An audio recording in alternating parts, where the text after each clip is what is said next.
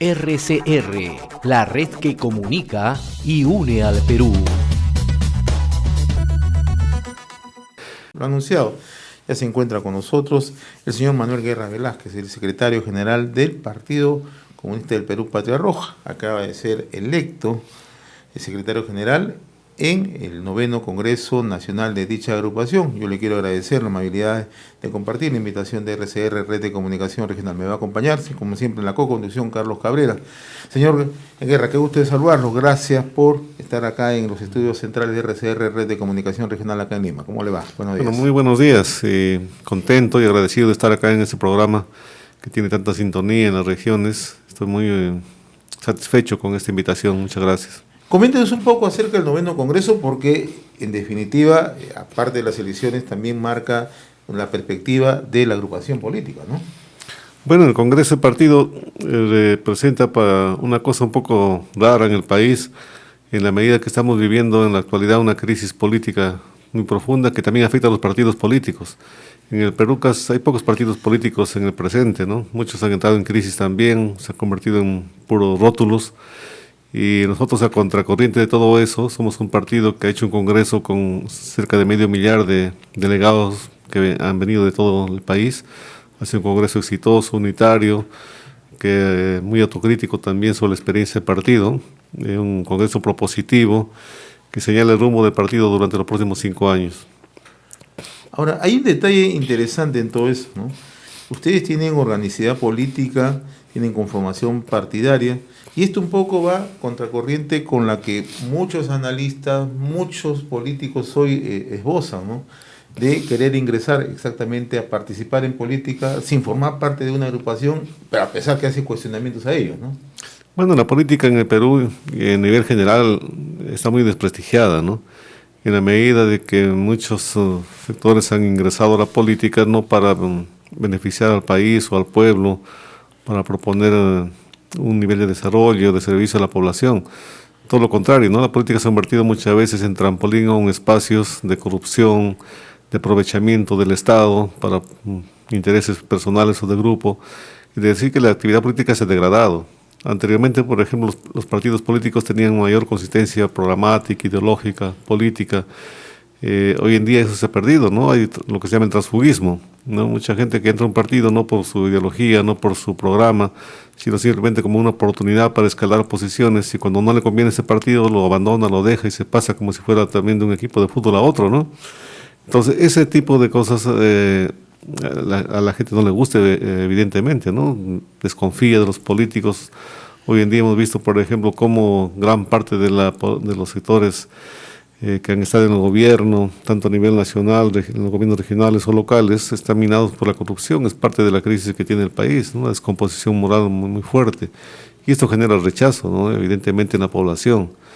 Pero repito, nosotros a contrapelo, contracorriente de todo esto, pensamos de que la política, en la línea de lo que planteaba Mariátegui, puede ser un espacio de realización humana muy interesante, muy importante, en la medida de que la política permite acercar a la población, permite llevar al Estado, al gobierno, a un nivel distinto del que tenemos, de un cambio, un desarrollo y de servicio, ¿no? La política para nosotros es servicio, es apostolado, ¿no? Y esa es la naturaleza de lo que queremos hacer en el Perú.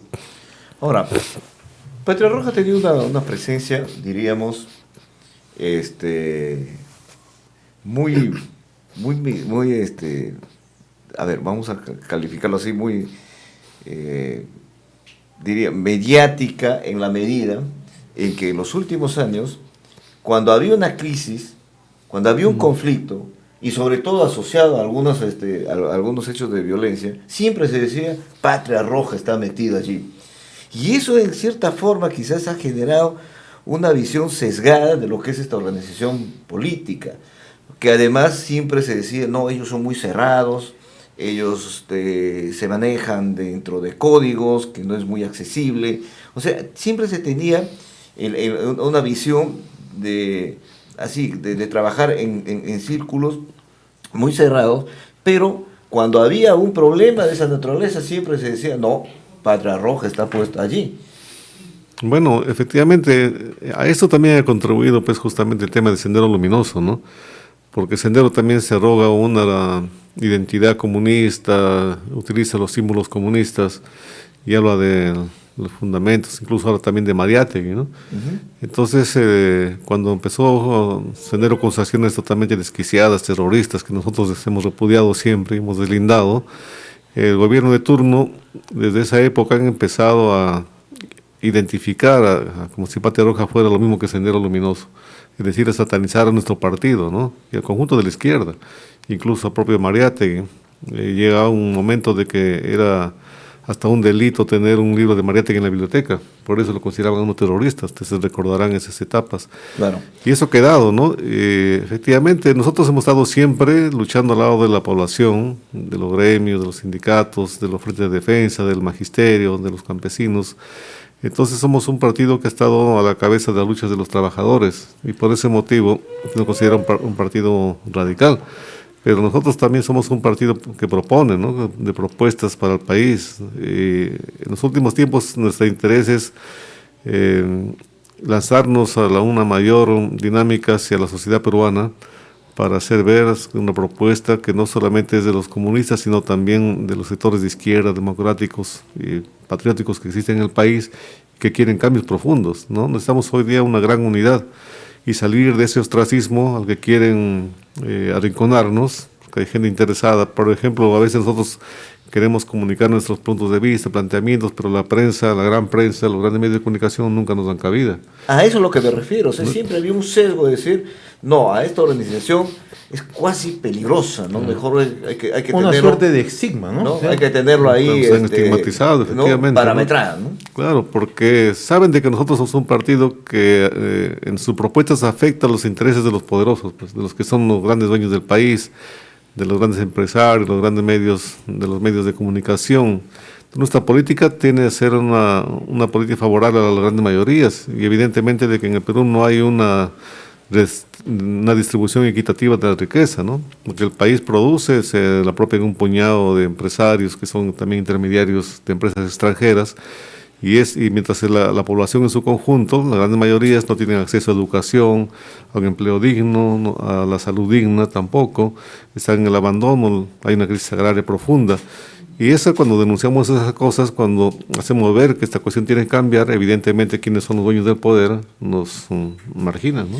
Quizás uno de los temas que tiene que ver también es el tema, esta discusión o esta propuesta permanente que se hace de la renovación en la política.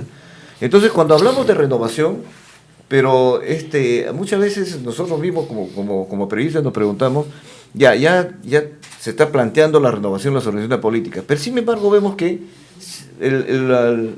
mejor dicho, las directivas, las dirigencias rotan entre sí, pero eso no es renovar, porque no vemos, por ejemplo, el flujo de nuevos cuadros políticos que empiezan a asomar y que empiezan a tomar riendas y decisiones dentro de sus organizaciones. Bueno, efectivamente, nosotros hemos tenido, como el conjunto de la izquierda, ¿no? Es parte de una cultura política en el Perú y también en las filas de la izquierda, la deficiencia de una política de renovación adecuada, ¿no? Y por eso hemos tenido liderazgos muy antiguos que son valiosos, ¿no? Nadie reniega los liderazgos antiguos, pero esa dificultad para renovar los cuadros también se ha atestiguado, se ha manifestado en los propios partidos de izquierda, en el nuestro también, ¿no? Sin embargo, nosotros en los últimos años estamos haciendo una política también de renovación. Nosotros tenemos una propuesta que se llama la triple integración, es decir, la presencia en los cargos de dirigentes de las generaciones antiguas fundadoras, ¿no? Los veteranos del partido, de las generaciones intermedias y de la juventud. En este caso, por ejemplo, después de este congreso, que muchos miembros del partido, desde las generaciones jóvenes e intermedias, han ingresado como miembros del Comité Central, y también eso se expresa en la propia dirección máxima del partido, ¿no? El presidente hoy es nuestro camarada Alberto Moreno, un dirigente antiguo de las etapas de fundadoras de Patria Roja, en mi caso que soy de la generación intermedia, como secretario general, y hay una generación joven, el subsecretario, por ejemplo, es Arturo Ayala, que es un muchacho todavía joven, ¿no? Entonces estamos tratando de integrar Otra deficiencia que también estamos tratando de superar con mucha fuerza es la débil presencia del trabajo de la mujer, la mujer en el partido. Ahí hay una deficiencia también y nosotros estamos conscientes de eso. Hemos aprobado políticas adecuadas para dar mucha más acceso y facilidades y compromiso con la mujer, porque sin el trabajo de la mujer y la presencia activa en los roles incluso dirigentes del partido, no se puede hablar de una política renovadora tampoco en el país. Y yo le entiendo esa posición porque en realidad vemos que en los últimos años también hay una especie de un club, ¿no?, de opinólogos, ¿no? Que prácticamente es un círculo. Entonces nosotros no vemos en ese que empiecen a ganar tribuna pública justamente esos dirigentes jóvenes, esos dirigentes con un mensaje diferente que evidentemente plasmarían de manera más concreta esa renovación, ¿no? Es difícil encontrar dirigentes, por ejemplo, para jóvenes que quieran exponer sus puntos de vista, que quieran exponer sus ideas, ¿no?, que quieran ganarse un espacio, una tribuna pública. Efectivamente, nosotros tenemos una política, como decía, de renovación en este sentido también. Tenemos una institución de jóvenes que se llama la Juventud Comunista, donde es exclusivamente para los jóvenes que están ingresando al partido. Es una escuela de formación también de futuros miembros del partido, ¿no? Y la presencia de la juventud en el partido es cada vez más fuerte, ¿no? En todos los comités regionales del país se está dando un proceso de renovación y es importante porque los jóvenes pues le dan mucha mayor energía, mayor dinamismo al trabajo político y gran parte de los sectores hoy en día del país son jóvenes y son mujeres también. Tenemos que atender a eso, ¿no? Por eso nosotros como partido en este Congreso hemos sido también bastante autocríticos, porque, como repito, ha habido una posición hasta cierto punto conservadora que ha impedido un mayor acceso de la juventud y también de las mujeres, en este caso, al partido, pero eso estamos en proceso de corrección. Nosotros hemos acuñado un lema en el partido, en el Congreso, que dice cerrar un ciclo y abrir otro ciclo. Decir cerrar un ciclo significa cambiar esas cosas, cambiar también de un conjunto de métodos, estilos de trabajo, visiones que retardan el avance del partido, le impiden tener un mayor protagonismo político y social, y también el tema de la renovación, ¿no?, de la propuesta misma. Muchas veces se dice que los comunistas somos muy buenos en la protesta, pero no somos tan buenos en la propuesta, ¿no? Entonces también estamos preocupados en afirmar y mejorar nuestra capacidad de gestión, ¿no?, de gobierno. Y el otro tema es, por ejemplo, perdón, José, el tema de la unidad, ¿no? Se apela mucho, vamos a unirnos, vamos a hacer un bloque, por ejemplo, de izquierda con una propuesta seria, entonces y alterna para el desarrollo del país. Sin embargo, cuando los máximos representantes, ¿no?, de los sectores de izquierda que han accedido por voto popular, por ejemplo, al Congreso de la República, a los pocos meses de haber llegado como un frente, ya empiezan las divisiones y empiezan a tener los mensajes contradictorios y cada uno empieza a generar su propio espacio. Tú no te metes aquí, esto es mío, y entonces yo tengo este punto de vista, tú no te metas por en este tema. Entonces empiezan esas dificultades. ¿Cómo lograr y cómo ir hablar de unidad cuando en la vitrina, ¿no?, que nos muestran a los máximos exponentes, diríamos, de un sector político en el país, ¿no?, ni siquiera ellos pueden ponerse de acuerdo? Bueno, tenemos que cambiar la cultura política en el país, ¿no? Tenemos una cultura política de fragmentación, de división, marcada por el cortoplacismo, ¿no?, la visión estrecha de los políticos que solamente ven intereses muy concretos o muy coyunturales, o intereses de grupos personales. Hay mucho caudillismo, por ejemplo, en el nivel de la política peruana y también en la propia izquierda. Entonces, esto es la única manera de superarlo, es si nosotros tenemos una visión de país, una visión de mediano o largo plazo del Perú, qué cosa que queremos como país de aquí a 10, 15, 20 años, ¿no?, una visión estratégica, integral del país. Y si se imprime esa visión en los políticos, los temas coyunturales, menudos de intereses muy concretos van a ser superados. Pero si la gente está anclada en el tema de coyuntura, en el tema de la ventaja a corto plazo, es muy difícil, ¿no? Todo el mundo, por ejemplo, cuando llega el tema electoral, todo el mundo quiere ser candidato, ¿no? Y a veces la unidad se dificulta o se impide por justamente los apetitos electorales, que uno quiere los cupos para el Parlamento, otro quiere ser candidato a la presidencia, ponen la candidatura en primer lugar antes que los intereses del país. Entonces la manera más importante de superar esto es justamente tener una visión de servicio al país y a la población, pensar en el país al mediano o largo plazo. Entonces, esta es una cultura pues, no va a ser fácil superarlo porque hay una carga muy fuerte, histórica, incluso en el Perú, de fragmentación, ¿no? De división.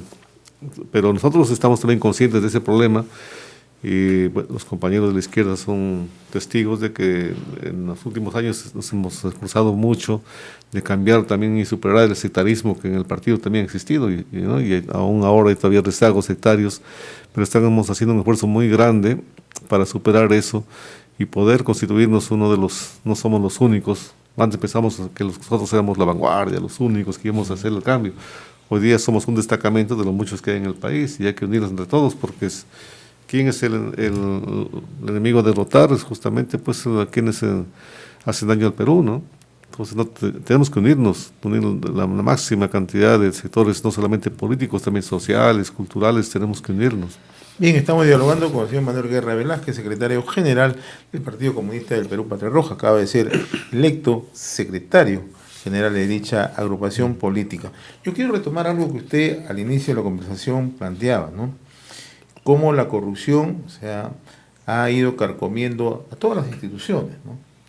Y quienes ingresan muchas veces a la política probablemente no se hacen una autocrítica exacta de lo que la corrupción, del daño que le ha causado al país. Yo he escuchado en innumerables oportunidades, hemos conversado con don Alberto Moreno, plantear una autocrítica del papel, ¿no?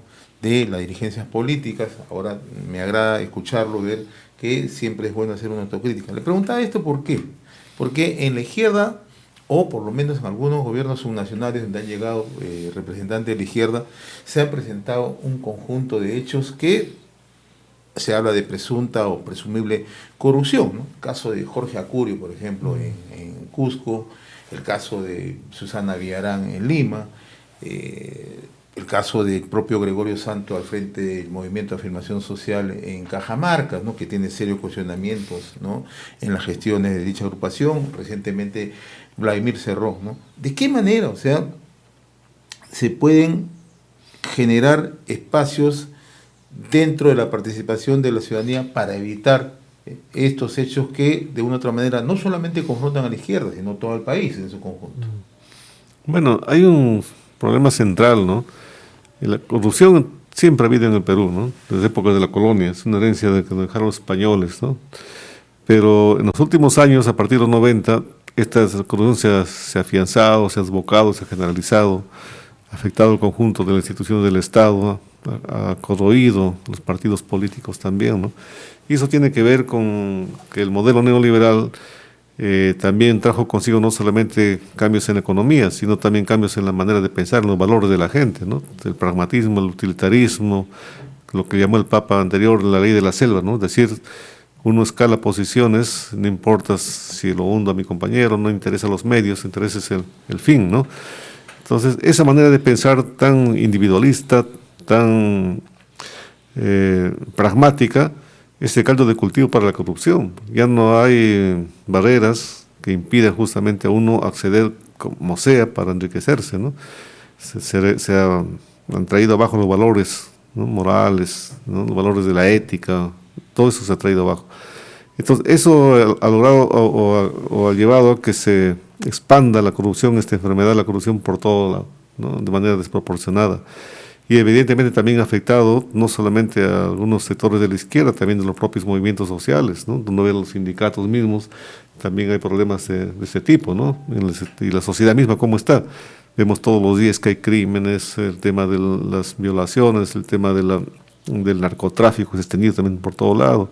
Entonces vivimos en una sociedad realmente corrupta, ¿no? Es necesario por ese motivo llevar adelante un proceso de regeneración moral, ¿no? Es fundamental. No es suficiente decir abajo la corrupción, meter a la cárcel a los corruptos, que es importante hacerlo, pero si no, esto no va acompañado de una regeneración moral del país, bien difícil va a ser superarlo, ¿no?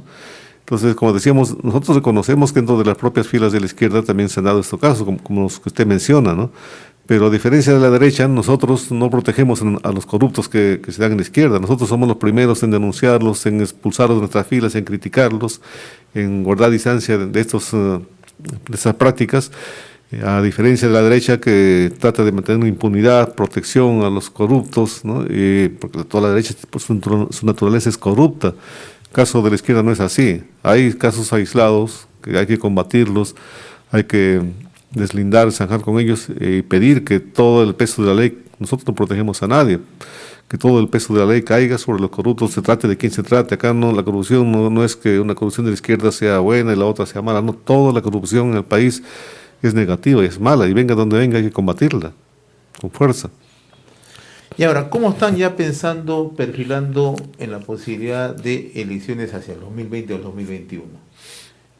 Sabemos que hay reuniones, hay conversaciones con algunas agrupaciones de izquierda, ¿no?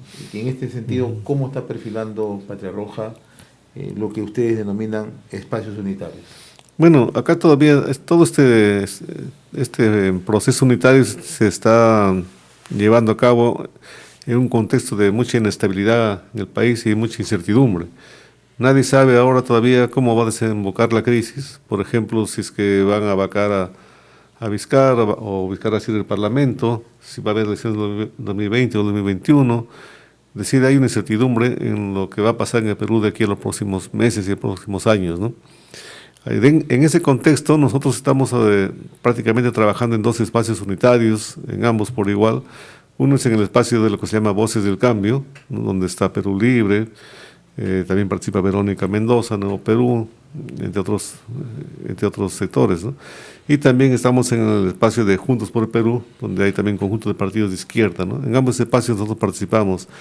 De estos dos... Es el cabeza Yehude Simón, ¿no? Yehude Simón, está el Partido Humanista, que es el que tiene la inscripción, ¿no? Electoral, y por el otro lado de Voces, quien tiene la inscripción es Perú Libre, de Vladimir Cerrón, ¿no? Como ustedes saben, Vladimir Cerrón ahora está preso también, con dificultades. Pero bueno, la idea es que nosotros tenemos, para participar electoralmente necesitamos de inscripción electoral, no se puede participar si uno no tiene los aspectos legales ya resueltos. Quien tiene inscripción hoy en día, como decíamos, es el Perú Libre por un lado y por otro lado Juntos por el Perú. Entonces estamos promoviendo una alianza electoral entre estos dos sectores, ¿no? Hay conversaciones muy avanzadas, están en tratos ahora. Posiblemente nosotros auguramos que en las próximas semanas va a haber un anuncio ya de una alianza electoral entre estos dos bloques, ¿no? Posiblemente también la candidata natural, en este caso sea no natural, sino la que tiene mayor consenso, la compañera Verónica Mendoza, ¿no? Y ahí hay un tema, ¿no? Porque en realidad uno de los puntos débiles quizás en la apreciación que se tiene sobre Verónica Mendoza, por ejemplo, es que hay un asunto que está vinculado a su relación inicial de participación política pública, diríamos, en el Perú, a través de Nadine Heredia y las famosas agendas, ¿no? Que siempre se está mencionando ese tema y está poniendo, obviamente, una especie de, diríamos, de un punto de desconfianza respecto, entonces, a la actuación transparente que desde las organizaciones de izquierda siempre se pregonan, ¿no? Entonces, ¿cómo resolver ese tema? Y cómo también el otro asunto de Vladimir Cerrón, ¿no? Que viene justamente a generar un punto de, diríamos, inesperado en este proceso de agrupamiento que tiene la izquierda para poder ir con el partido que él lideraba. Entonces, ustedes van a seguir, o sea, las conversaciones vienen a través del partido y le ponen un costadito nada más a Vladimir Cerrón, o han hecho también un análisis muy profundo respecto a ese tema de fondo y a este tema que están asociados a casos de corrupción. Bueno, sí. Nosotros, como se hemos señalado, estamos en una lucha frontal, una posición frontal en contra de la corrupción, venga donde venga, ¿no? Sin embargo, dicho esto, también hay que mencionar de que el tema de la política hasta cierto punto está siendo judicializado, ¿no? Por ejemplo, no es casual, a nuestro juicio, que justo cuando se estaba por firmar ese bloque unitario entre estos dos sectores que estamos hablando, que eso fue hace varias semanas atrás, estamos a punto de emitir un pronunciamiento conjunto de todos los sectores de izquierda, viene este tema de Vladimir, ¿no? Cerrón. Ahora, a él tiene su defensa, nosotros hemos estudiado el caso concreto de él, señala de que a él lo están acusando no de haberse apropiado, de haberse enriquecido ilícitamente, de tener cuentas de enriquecimiento, no, sino que en la gestión anterior, incluso a Vladimir Cerrón, del gobierno anterior, decidieron hacer unas obras de saneamiento de agua y desagüe en La Oroya, con una determinada empresa. Y luego, cuando ya Vladimir Cerrón asume la responsabilidad del gobierno regional, esta empresa se queja de que quería incrementar justamente el presupuesto. Entonces ellos lo envían a un arbitraje, y en el arbitraje, en la conciliación que hacen, decide justamente pagar esa suma, ¿no? Pero eso lo hizo con presencia de la Procuraduría Nacional. Y Vladimir Cerrón dice, bueno, si nosotros no asumíamos esa conciliación que tiene efecto de ley, ¿no es cierto?, nos hubieran acusado de no acatar y nos hubieran igual cometido un delito. Lo que él hizo es justamente acatar esa conciliación, ese acuerdo que había entre la empresa con la Procuraduría, y acatar el gobierno y desembolsó el monto que le definió en esa conciliación. Entonces, de eso lo están acusando a él, ¿no? Aún así, él ahora se ha puesto de costado, como está preso, no está dirigiendo su partido, sino hay otros representantes. Decir que el tema de la corrupción no alcanza, o la acusación que le están planteando a él no alcanza a su partido, a Perú Libre, ¿no? Es el caso de Verónica Mendoza, también hay buenos rumores, se dicen, pero no hay nada todavía, una acusación formal concreta que le involucre en algún hecho de corrupción, ¿no? Entonces, tampoco podemos guiar nosotros por rumores, por lo que dicen, por lo que hablan, sino sobre hechos concretos, debidamente probados, ¿no? Ahora, ¿y en este proyecto también está Gregorio Santos? Gregorio Santos está, Gregorio tiene una conducta muy sinuosa, ¿no? Porque él estuvo primero, después de que estuvo con nosotros con Patria Roja en Cajamarca, efectivamente con el movimiento del MAS, luego se autonomizó, empezó a negociar con Avanza País, con la UPP después con Democracia Directa, ¿no? Se afilió a Democracia Directa, después se salió de Democracia Directa, y en los últimos meses anunció su integración a Perú Libre, ¿no? Pero hoy en día también está en serios problemas con Perú Libre, porque él tiene una conducta pues muy desleal con sus propios aliados. Él quiere apropiarse del partido, ser el líder, y eso tampoco no... Pero hay mucha gente que todavía cree que Gregorio Santos sí todavía está vinculado a Patria Roja. Ya no es así, definitivamente. No, hace tiempo que Gregorio Santos fue expulsado del partido, ¿no? De manera oficial, ¿no? En primer lugar, por dos motivos. Uno, porque Gregorio Santos se independizó, y él, con su apetito de ser candidato presidencial, empezó a hacer una política cada vez de mayor autonomía del partido, por presentar su candidatura al margen de la decisión del partido, hacer su política de alianzas, se entró en rebeldía, y nosotros estábamos trabajando por un bloque unitario mayor, y él puso su candidatura por delante de todo, ¿no? Eso fue un hecho, y el otro hecho, justamente el tema de la corrupción. Nosotros ya teníamos como partido indicios de que en Cajamarca había problemas muy serios en el tema de la corrupción bajo el gobierno de Gregorio Santos. Y no solamente eso, sino que él manipuló de tal manera y utilizó, como lo hace Fujimori con la población, de manera muy perversa a las rondas campesinas, ¿no?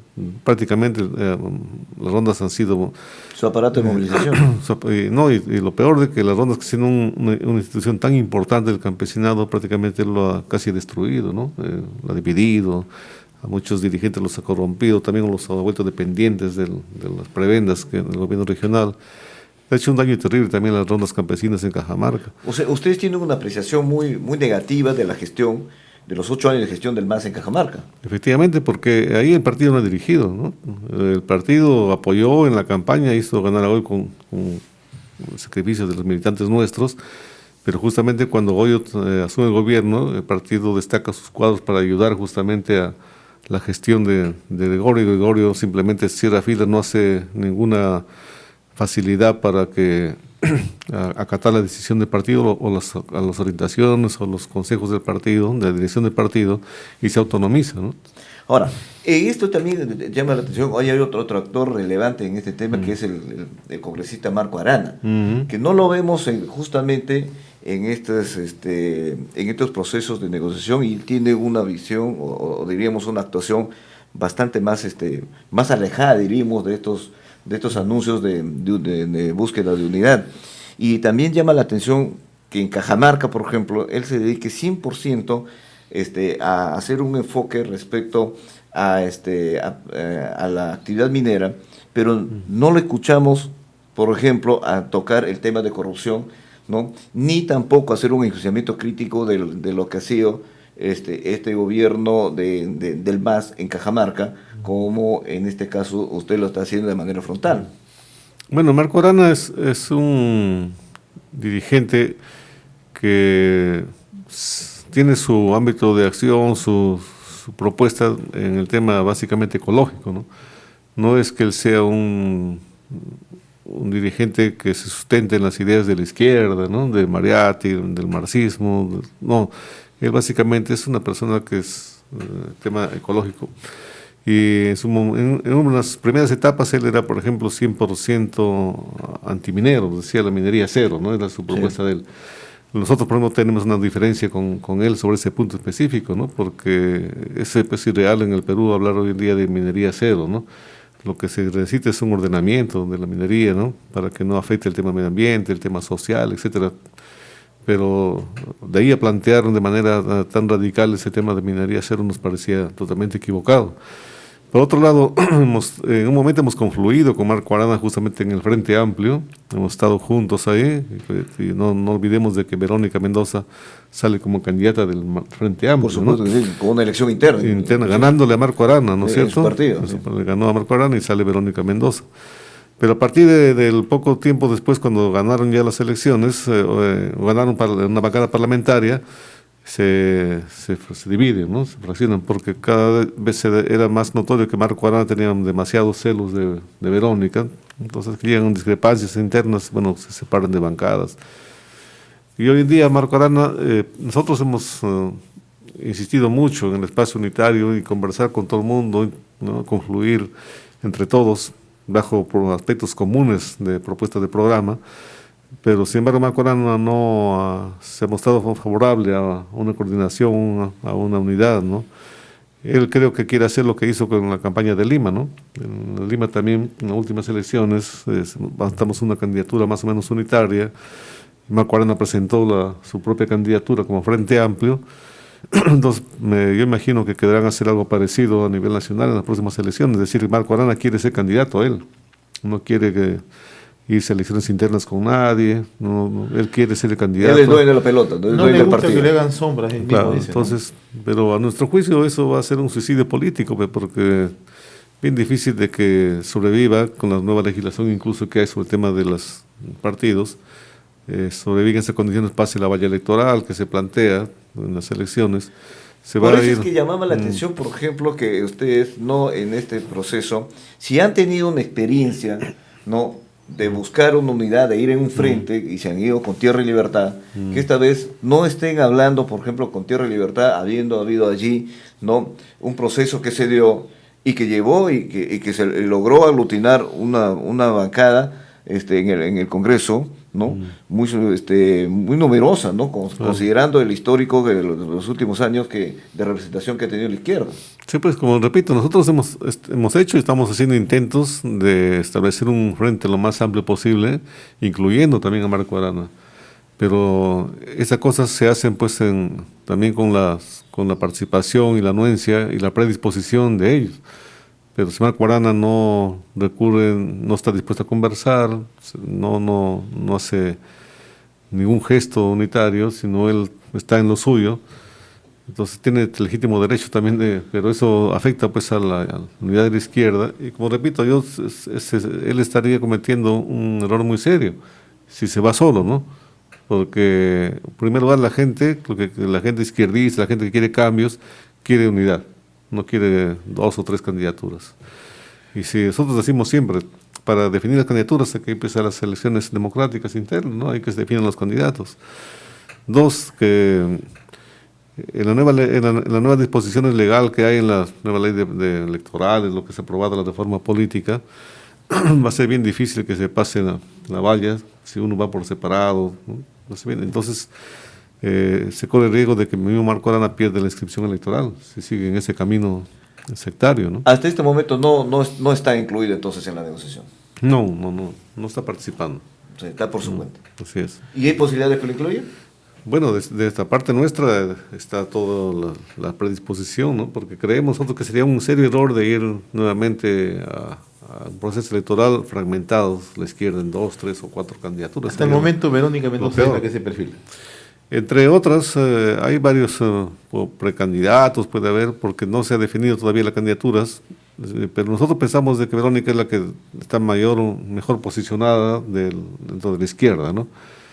Pero ella misma ha planteado de que su candidatura tiene que legitimarse en base a elecciones internas. Si hay más candidatos, bueno, que vayan pues a competir. RCR, la red que comunica y une al Perú.